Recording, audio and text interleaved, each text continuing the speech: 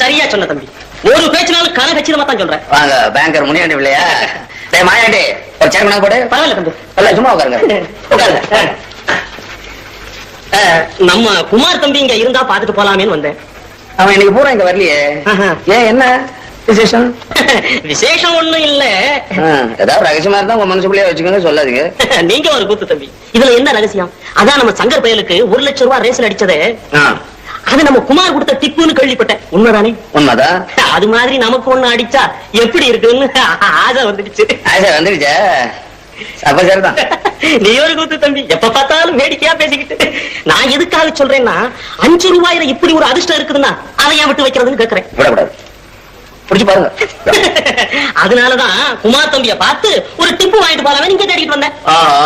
அப்ப அவனை போய் தேடி பார்த்து என்னது டிப்பு டிப்பு அந்த டிப்பு பார்த்து வாங்கி சட்டு போட்டு போங்க. ஆமா தம்பி, வழி வரது ஏன் விடுதானே?